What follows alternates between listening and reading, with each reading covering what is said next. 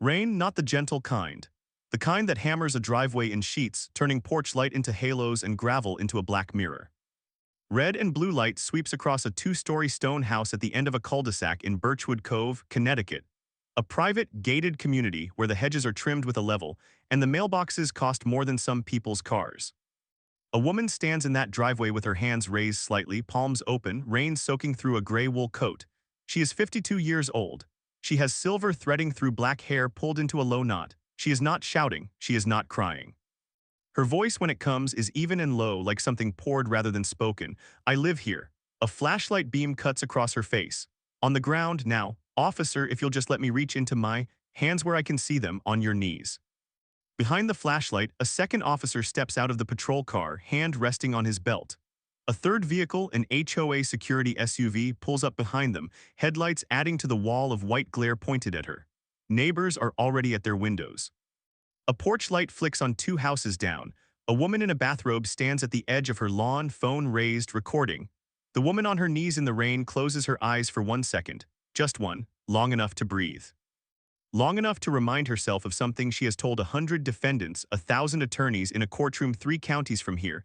Stay calm. The record remembers everything. Cold metal closes around her wrists. You have the right to remain silent. She almost laughs, almost. Because in 6 hours, this small, arrogant, rain-soaked mistake is going to blow open a case that will reach the Department of Justice, expose a fraud scheme worth $11 million, and end the careers of 4 men who are at this exact moment feeling like the most powerful people in Birchwood Cove. They have no idea whose driveway they are standing in. They have no idea who they just put in handcuffs. To understand how a woman ends up on her knees in her own driveway, you have to go back not far. Just one day, her name is Simone Carter.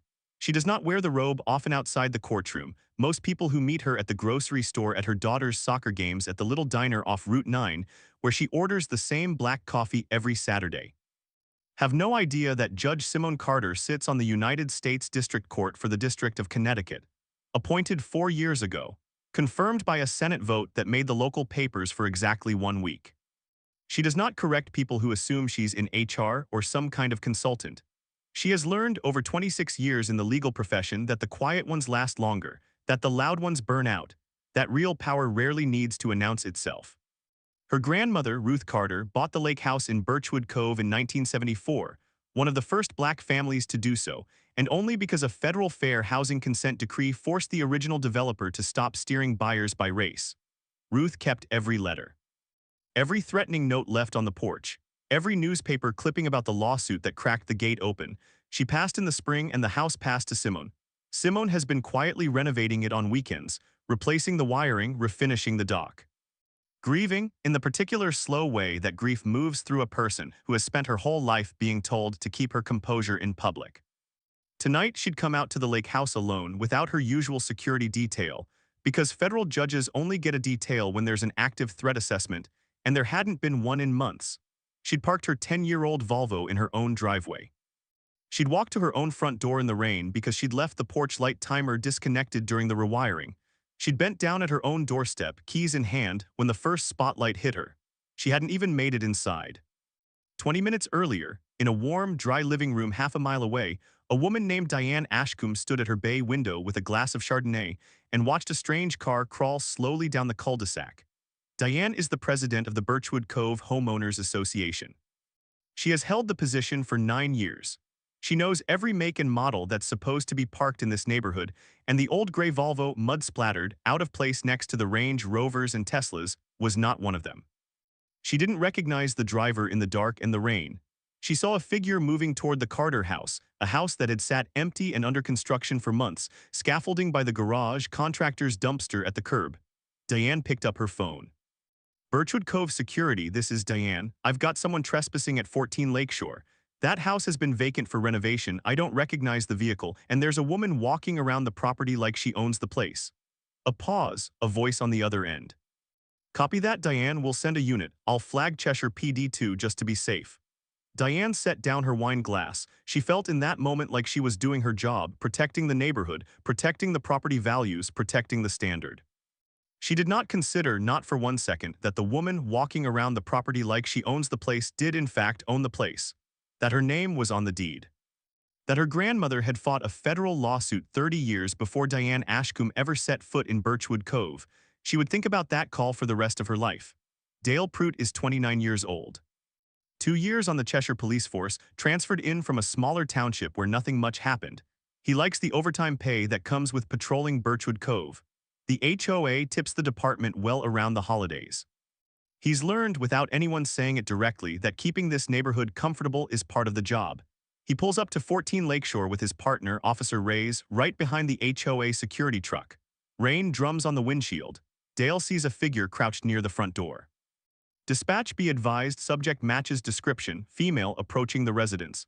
He steps out. He does not announce himself as police first, a detail that will matter enormously later in a very different room in front of very different people. He simply draws his flashlight and raises his voice. Hey, stop right there. Simone turns, keys still in her hand, rain running down her collar. I'm sorry, can I ask what this is about? Step away from the door. This is my house, officer. I'm the owner, if you'll let me. I said step away from the door, hands where I can see them. There's a particular tone certain people use, not always with malice, sometimes with something worse, certainty. The absolute bone-deep certainty that they already know the shape of the situation before a single fact has been confirmed. Dale Prout has that certainty tonight. A woman, alone, at a supposedly vacant house, at night, in the rain. In his mind, the story writes itself. Simone knows that tone. She has heard it from opposing counsel. She has heard it from men in courtrooms who assumed, right up until she put on the robe, that she was someone's assistant. She keeps her voice level. Officer, my ID and the deed to this house are in my coat pocket. I'm going to reach for them slowly. Don't move. I'm on your knees now. And that is the moment. 9:47 p.m. Rain hammering a stone driveway in Birchwood Cove when Judge Simone Carter goes down onto wet gravel, hands raised, in front of a gathering crowd of neighbors who do not yet know what they are about to witness unravel. They cuff her. The metal is cold enough to sting. Rain runs down the back of her neck under her collar along her spine, and she keeps her breathing slow, and even because she has learned, in 26 years of courtrooms. In a career built on watching other people lose their composure at the worst possible moment, that the body remembers what the mind forgets. Panic writes itself into a record. Calm does too. More neighbors have gathered now.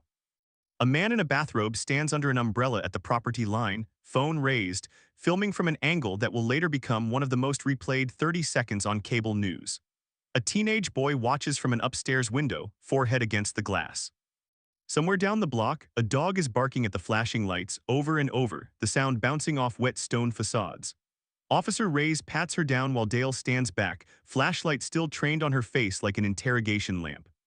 Diane Ashcombe has come outside now, arms crossed against the rain, standing at the edge of her own lawn with the satisfied posture of someone who believes she has done exactly the right thing. Is she cooperating? Diane calls out, not quite a question, more a narration for the small audience gathering on the sidewalk. She's fine, Reyes says without looking over. There's something clipped in his voice now, the beginning, though he doesn't recognize it yet, of doubt. A second neighbor, an older man named Harold Feinberg, who has lived in Birchwood Cove for 30 years, steps closer, squinting through the rain. Wait, is that the Carter house? Ruth's granddaughter bought that place, didn't she? Nobody answers him. The rain is too loud, the moment moving too fast, and Dale Prout is already reaching for his radio, already narrating events into a story that will not survive the morning. That's her, Diane says, loud enough for the officers to hear. That's the one who's been sneaking around. Simone, on her knees, rain soaking through her coat, says nothing to Diane. She looks instead at Officer Reyes. There's a wallet in my left coat pocket, my driver's license, a card that says Chambers of the United States District Court. Would you like to look, or would you like to keep guessing? Something flickers in Reyes' expression, a half-second of hesitation. Dale doesn't notice it. Dale is already reaching for his radio. Dispatch, we've got one in custody, resisting some cooperation. We're bringing her in for a trespass hold while we sort out ownership. I am not resisting, Simone says, and for the first time there's an edge under the calm, not anger, something closer to disappointment. I have told you 3 times who I am and where the documentation is located on my person. You have chosen 3 times not to look. Dale hauls her to her feet by the arm, more roughly than necessary. A neighbor's phone camera catches the motion, 31 seconds of footage that will end up, 11 days from now, played on 3 different cable news networks with the chyron. Federal judge handcuffed outside her own home. But nobody on that driveway knows that yet. They load her into the back of the patrol car. Diane Ashcombe watches, arms still crossed, telling herself this is what safety looks like. The car pulls away into the rain. The Cheshire Police Department at night is fluorescent lit and half empty, a duty sergeant behind a scarred wooden desk, a coffee pot that's been burning since the afternoon shift, a bulletin board of wanted flyers curling at the corners. Sergeant Walter Briggs looks up as Dale walks Simone in, still in cuffs, coat dripping onto the linoleum. What have we got? Trespassing complaint, Birchwood Cove. Subject claims she owns the property. We're running it now. Briggs has run this department for 11 years. He has the specific weariness of a man who has stopped being surprised by anything, and the specific arrogance of a man who has also stopped questioning his own instincts. He looks Simone over. Ma'am, you want to tell me what you were doing outside a vacant house at 10 o'clock at night in the pouring rain? I was unlocking my front door, Simone says. Which would have been considerably easier if your officer had let me finish that sentence 40 minutes ago in my driveway. That's a lot of confidence for someone in cuffs. Confidence isn't the word I'd use, Sergeant. I'd call it patience. I have been extraordinarily patient tonight. Briggs almost smiles. Almost. There is something about her stillness that needles him, the way she isn't pleading, isn't shouting, isn't performing distress the way he expects. It unsettles him more than he'd admit. Book her for trespass, hold on the identity question until we get the property records pulled up in the morning, Briggs says, already turning away. Sergeant, he stops. I'd like to make my one phone call, Simone says. Now please, not in the morning, you'll get it. I'd also like it noted, for whatever report gets written tonight, that I informed Officer Prout 3 separate times of my identity and the location of identifying documents on my person, and that he declined each time to verify before applying restraints. I assume Cheshire PD still uses body cameras. Briggs's jaw tightens just slightly. We do. Good, Simone says. Then the record will speak for itself. She is walked to a holding cell. The door closes with a metal clang that echoes down the hallway. Alone, sitting on a steel bench under a buzzing light soaked to the skin, Judge Simone Carter takes a slow breath. Then she asks for that phone call. She doesn't call a lawyer. She calls her law clerk, Marcus Doyle, a sharp 28-year-old who has worked in her chambers for 2 years and who she trusts with things she wouldn't trust to anyone with a badge or a business card. Marcus, it's me. Judge, it's almost 11, is everything. I need you to do something and I need you to do it carefully. I've been detained by Cheshire PD at a trespass hold. I'm fine, I am not hurt. I need you to call Chief Judge Alvarez's chambers first thing and let her know what's happened, and I need you to call the U.S. Marshal's liaison for the district. Not because I need rescuing Marcus. Because I want this handled exactly the way it's supposed to be handled by the book on the record, no shortcuts, no favors. Judge, they arrested you at the lake house. They did. And Marcus, before you do any of that, I need you to pull the property records for every home sold or foreclosed in Birchwood Cove in the last 18 months. Cross-reference the HOA violation notices. I want names. A pause on the line. Why, Judge? Simone looks up at the buzzing fluorescent light, at the cell door, at the reflection of herself in the small square of reinforced glass. Because a woman named Diane Ashcombe called the police on me tonight for standing in my own driveway. In a neighborhood where my grandmother had to sue a developer just to buy a house in 1974, and something about how fast this happened, how rehearsed it felt, is bothering me. I've sat on enough fraud cases to recognize a system that's used to getting away with something. Pull the records, Marcus. I have a feeling tonight is not really about me. There's a silence on the line, the kind that comes when someone is doing quick math on how bad this actually is. Judge, I have to ask, are you sure you're okay, physically? I'm 52, not fragile, Marcus. I'm cold, I'm tired, and I'm irritated in a way that's going to be extremely productive for somebody by morning, that's all. And you want me to hold off calling the press. I want you to hold off calling anyone who isn't the chief judge or the marshal's service. No reporters, not yet. If this story is what I think it might be, it deserves to come out the right way, with evidence, not as a viral clip that gets forgotten in a news cycle. I didn't survive law school, 6 years as a civil rights attorney and a confirmation hearing by winning arguments with outrage. I won them with paperwork nobody could argue with. We're going to do the same thing here. Understood. I'll have the property records pulled before sunrise. Marcus. Her voice softens just slightly, the only crack in the evening's composure. Thank you for picking up, for not asking me 100 questions I don't have the energy to answer tonight. Get some rest, Judge, as much as you can in there. She hangs up. She sits back down on the steel bench, listening to the drip of rain from her coat pooling on the concrete floor, the distant hum of a vending machine down the hall, the occasional static crackle of a radio at the front desk. And she waits, not with fear, but with the particular patience of someone who has spent her career watching the truth eventually, always come out. She has seen it happen from the bench 100 times. The moment a case that looked simple on the surface cracked open into something larger underneath. She has a feeling, sitting in the dark, that she is about to see it happen from the other side of the process for the first time. By 6:40 the next morning, everything in the Cheshire Police Department has changed. Sergeant Briggs is at his desk when the front doors open, and two people in dark windbreakers walk in, U.S. Marshal's Service, embroidered across the chest. Behind them, a woman in a charcoal suit, silver-haired, carrying herself like she's walked into 100 rooms exactly like this one and never once been intimidated by any of them, Chief Judge Renata Alvarez of the same district court. Sergeant Walter Briggs, the lead marshal, asks, "That's me. Can I help you? You're holding a federal judge in your cell block. We're here to correct that." Briggs's face goes through several stages in about 2 seconds: confusion, disbelief, and then something closer to dread. "I'm sorry, a federal judge." Judge Simone Carter, United States District Court, District of Connecticut, Judge Alvarez says, stepping forward, voice calm and cutting all at once. Appointed by the President, confirmed by the Senate, presiding over federal cases in this district for 4 years. Last night she was detained outside her own residence, handcuffed, and held overnight on a trespassing charge for standing in her own driveway. "Sir, Your Honor, we had a complaint. We were responding to a legitimate." "You were responding to a phone call from a homeowner who assumed a black woman standing on her own property in the rain must be an intruder," Alvarez says. "And your officer chose not to verify her identity when she offered 3 times, according to the sergeant's own report, to show it to him." Dale Pruitt, who has just walked in for his morning shift, freezes in the doorway, coffee cup halfway to his mouth. He thinks for one absurd second about running through last night in his head, replaying every word he said, every second he stood in that driveway, certain he had the situation entirely figured out. He remembers her voice, level, unhurried, telling him 3 separate times exactly who she was. He remembers not listening. Briggs stands up slowly, the color draining from his face. "Where is she now, Sergeant?" The second marshal, quieter, steps closer to the desk, voice flat. "I'd also advise you to think very carefully about anything that happens to the paperwork from last night between now and the moment we collect it. Reports have a way of getting updated after the fact in situations like this. We'll know if that happens." Briggs swallows.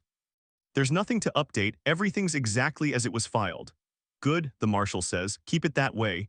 The room has gone very quiet. A dispatcher near the back has stopped typing entirely, watching the exchange over the top of her monitor. Somewhere down the hall, a printer keeps running, spitting out pages nobody is collecting. "Cell 3, the marshal says, "get the paperwork ready, all of it. We're going to want the arrest report, the dispatch log, and every second of body camera footage from last night, untouched." Dale sets his coffee down on the nearest desk, hands not quite steady. He is beginning, for the first time, to understand exactly what he did. The cell door opens. Simone Carter steps out in the same rain-stained wool coat, hair dried into loose waves, expression unreadable. She looks at Sergeant Briggs. She looks at Dale Pruitt standing frozen by the front desk. "Your Honor," Briggs starts, "I want to say on behalf of this department we—" "Sergeant, I'm not interested in an apology delivered under duress in front of federal marshals," Simone says, not unkindly but with total finality.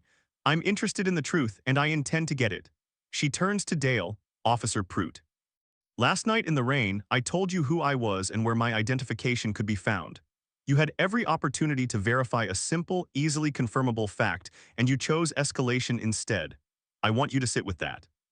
Not because I need you punished, that's not my decision to make and it shouldn't be, but because somewhere out there is a version of this story where the person on her knees in that driveway didn't have my job title, didn't have my resources, didn't have the ability to make a phone call that gets answered in 6 hours instead of never. Her voice doesn't rise. It doesn't need to. That version of the story ends very differently. I'd like you to think about how many times it already has." Dale says nothing. There is nothing to say. Judge Alvarez places a hand briefly on Simone's shoulder. "Come on, let's get you home." But Simone doesn't move yet. She looks at Briggs one more time. "Sergeant, one more thing. I asked my clerk this morning to pull property and HOA records for Birchwood Cove going back 18 months. He found something I think you're going to want to see before this becomes a much bigger problem than one bad arrest." Briggs blinks. "What kind of problem?" Simone almost smiles, "The first real one since the driveway. The kind that doesn't stay local." In the parking lot outside the station, Judge Alvarez's driver holds the car door open. Simone pauses before getting in, looking back once at the squat brick building, rain-streaked glass reflecting a gray morning sky. "You're doing the calm thing," Alvarez says, watching her. "The thing you do on the bench when a lawyer says something outrageous and you just let the silence sit there instead of reacting. It works on lawyers. We'll see if it works on a police department. For what it's worth, Alvarez says as the car pulls out onto the wet road, I've known you 4 years, Simone, and I don't think I've ever seen you rattled. Last night would have rattled most people I know. I was rattled, Simone admits, watching the gated entrance to Birchwood Cove shrink in the side mirror. I was on my knees in the rain in handcuffs, Renata. Of course I was rattled. I just decided a long time ago that rattled and reckless don't have to be the same thing. My grandmother used to say that anger is a match useful for exactly one thing, and it burns your own hand just as fast as it burns anything else. She preferred documentation. Documentation doesn't burn out, it just sits there being true until somebody's finally ready to look at it. Alvarez is quiet for a moment. And are you ready to look at whatever your clerk finds? Simone watches the rain-slick road unspool ahead of the car. I think, she says slowly, that by tonight I'm not going to have a choice. Marcus Doyle had not slept. By 5 a.m., spread across 3 monitors in the judge's home office, he had built a spreadsheet that made his stomach turn. In the past 18 months, 11 homes in Birchwood Cove had changed hands under strikingly similar circumstances. Elderly homeowners, several of them among the community's original Black and Latino families from the 1970s consent decree, had received a wave of HOA code violation notices, fabricated landscaping infractions, structural complaints from inspections that were never actually performed, noise complaints logged for houses that were according to utility records unoccupied at the time. Each wave of violations was followed within weeks by a police visit, a welfare check, a trespassing concern, a suspicious person call. Each incident was documented in a police report. Each police report once filed made the property harder to insure, harder to sell at fair value, and critically, easier to acquire at a steep discount by a single limited liability company, Cove Ridge Holdings LLC. Marcus traced the LLC's registered agent to a name that made him sit back in his chair. Roland Hicks, real estate developer. Also, according to a county clerk filing from 6 years earlier, brother-in-law to Sergeant Walter Briggs. Diane Ashcombe's HOA management company received a consulting fee from Cove Ridge Holdings for each property acquisition. It was labeled in the filings as a community improvement incentive. It wasn't community improvement. It was a machine, HOA harassment feeding police escalation, feeding depressed property values, feeding predatory acquisition. Feeding a resale market where those same 11 homes were quietly flipped at double the price to new buyers who had no idea what had happened to the families who lived there before them. 11 homes. 11 families pressured out. An estimated $11 million in profit for Cove Ridge Holdings. And last night, for the first time in 18 months, the machine had targeted the wrong house. 2 days later, in a conference room at the federal courthouse in Hartford, not her own courtroom, she'd recused herself the moment she understood the scope of what Marcus had found. Simone Carter sat across from an FBI special agent named Priya Anand. Anand had spent 11 years in the Bureau's Civil Rights and Public Corruption Unit. She had a folder open in front of her, Marcus's spreadsheet printed and annotated in red pen. Your clerk's research is good, Anand said.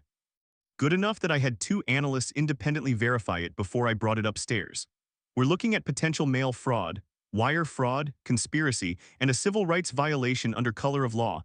That's the federal statute that covers what happened to you personally in that driveway, Judge. Combined with the financial pattern, this isn't a local HOA dispute anymore. I know, Simone said. That's why I called you instead of handling it as a personal grievance. Anand flipped to the next page in her folder. A timeline, color-coded HOA notices in yellow, police reports in blue, property transfers in red, all converging in 11 neat, damning rows. What I want to understand first is the sequence. In every one of these 11 cases, the HOA violation notice comes first. Then within an average of 19 days, a police call. Then within an average of 6 weeks, a purchase offer from Cove Ridge Holdings, always below assessed value, always framed as a favor to a homeowner who's tired of dealing with the hassle. That's not a neighborhood having a bad run of luck, Judge, that's a funnel. It's a funnel with your grandmother's old street at the bottom of it, Anand added, softer. I read the 1974 consent decree this morning before this meeting. I wanted to understand what that neighborhood had already survived once, so I'd understand exactly what this second attempt was trying to undo. Simone was quiet for a moment. You could have skipped that part and still built the case, Agent Anand. I appreciate that you didn't. Some cases you just work, others you understand, Anand said simply. This one deserved understanding. Then understand this too, Simone said.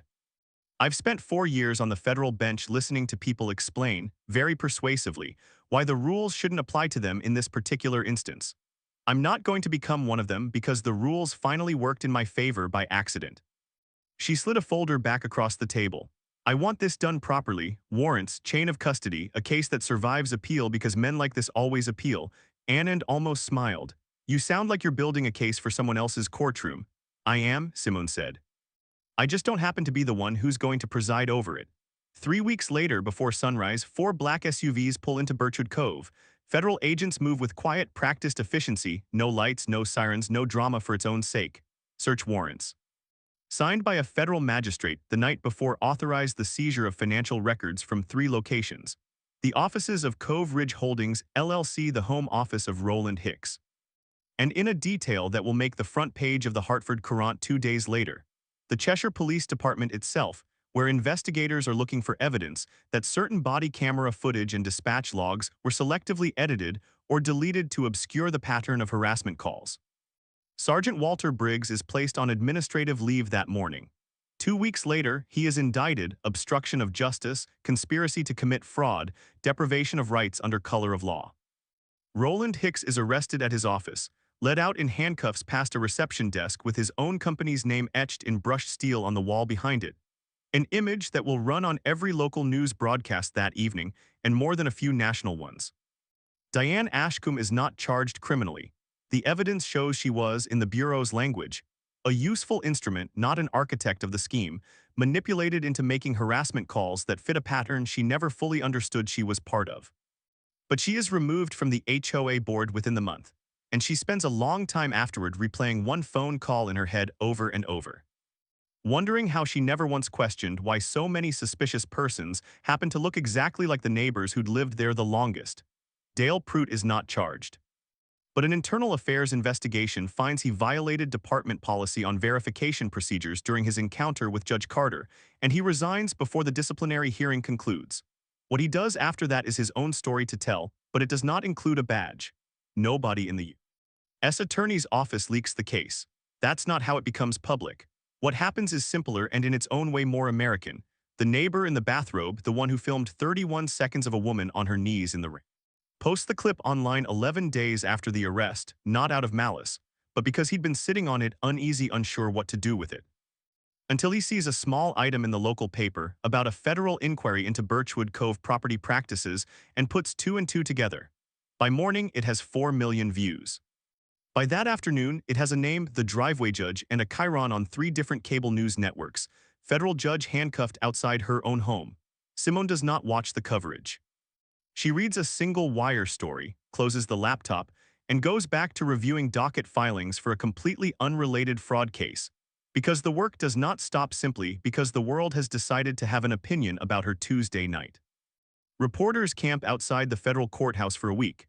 She declines every interview request, issuing exactly one statement through the court's public information office. I have full confidence in the ongoing federal investigation and ask that the public allow that process, not speculation, to determine the facts. My focus remains on the bench and on the 11 families whose homes are at the center of this matter. It is 4 sentences. It is more than enough. The clip keeps circulating regardless. Analysts on television debating implicit bias, HOA overreach, small-town policing, all of it playing out without her participation. The way a storm plays out over a house whose owner has already gone inside and locked the door. Inside the Cheshire Police Department, the fallout is faster and colder. The mayor calls an emergency session. The department's insurer starts asking questions. Officers who have worked alongside Dale Pruitt for 2 years suddenly find themselves fielding phone calls from reporters they've never met, all asking the same question in different words. Did you know? Nobody did. That, in the end, is almost the most damning detail of all. How ordinary the machine had made itself look, right up until the night it made the one mistake it couldn't survive. The federal courthouse in Hartford is full on the morning Roland Hicks and Walter Briggs are arraigned. Simone Carter does not preside. She recused herself the day she opened Marcus's spreadsheet, and the case is assigned appropriately to a colleague on the same bench. She sits instead in the gallery, in the 3rd row, an ordinary spectator among reporters, and displaced homeowners and family members of the 11 families, who lost their houses to a scheme none of them ever saw coming. An elderly woman named Odessa Marsh, 81 years old, one of the original Birchwood Cove families from the 1974 consent decree, sits beside her. Odessa's home was one of the 11. She'd been pressured into a voluntary sale 11 months earlier after 3 police visits in 6 weeks. I didn't think anybody was ever going to look at this, Odessa says quietly, watching the defendant stand for the reading of charges. Somebody always looks eventually, Simone says. It just usually takes longer than it should. You didn't have to do any of this, you know. Once they let you out of that cell, most people would have just gone home. Simone watches the judge read the charges into the record: conspiracy, wire fraud, deprivation of civil rights under color of law, obstruction of justice. My grandmother sued a developer in 1974 so that a family like mine could even own a house in that neighborhood, Simone says. I wasn't going to be the generation that let it get stolen back one manufactured trespass complaint at a time. The trial takes 7 months. The prosecution walks the jury through Marcus's original pattern: 18 months of HOA violations, matched almost exactly to police reports, matched almost exactly to property acquisitions by Cove Ridge Holdings. Body camera footage, recovered by forensic technicians despite an attempt to delete it, shows Dale Pruitt's original encounter with Simone Carter in painstaking, damning detail. Her calm, repeated attempts to identify herself, his refusal to verify, the handcuffs closing in the rain. On the 11th day of testimony, an FBI forensic accountant named Grace Whitlow takes the stand and walks the jury through 6 years of Cove Ridge Holdings bank transfers, projected in rows of numbers on a courtroom screen. Each acquisition, each consulting fee routed to the HOA management company. Each deposit into an account that traces back, 3 transfers later, to Sergeant Walter Briggs's own household finances. Ms. Whitlow, the prosecutor asks, in your professional opinion, is there an innocent explanation for 11 separate property acquisitions, each preceded by a documented pattern of code violations and police contact, each resulting in a below-market sale to the same LLC? In 14 years of forensic accounting, I have never seen a pattern this consistent occur by coincidence, Whitlow answers. The math doesn't allow for it. On cross-examination, Roland Hicks's attorney tries a different approach, not disputing the numbers but reframing them. Isn't it true, Ms. Whitlow, that declining property values in a neighborhood can occur for 100 innocent reasons: market conditions, aging infrastructure, nothing more sinister than ordinary economics? It's true that values can decline for many reasons, Whitlow says. It's considerably less common for those declines to correlate house by house with a documented pattern of manufactured violations against a specific demographic of homeowner, followed by acquisition by the same buyer within weeks of each sale. That's not economics, counselor. That's a pattern with a signature. The gallery is silent. Simone, seated in the third row, does not react, but beside her, Odessa Marsh grips the strap of her handbag hard enough that her knuckles go pale. The defense argues coincidence, argues overzealous but well-intentioned community policing, argues that no one can prove intent. The jury deliberates for 11 hours. They find Roland Hicks guilty on all counts. They find Walter Briggs guilty of conspiracy and obstruction, acquitted on one lesser charge. Sentencing, months later, brings Hicks 9 years in federal prison and an order of restitution exceeding $11 million, the exact figure Marcus had estimated, almost to the dollar, sitting alone at 3 monitors at 5 in the morning. Briggs receives 4 years. Cheshire PD is placed under a federal consent decree of its own, mandatory retraining on identity verification procedures, body camera policy reform, an independent monitor reporting to the Department of Justice for 3 years. 11 families receive restitution. 2 choose to move back into homes they never should have lost. Odessa Marsh is one of them. Part 15. The return. On a clear afternoon in early autumn, Simone Carter drives back out to Birchwood Cove, the same road, the same cul-de-sac, sunlight this time instead of rain. She parks the same old Volvo in the same driveway.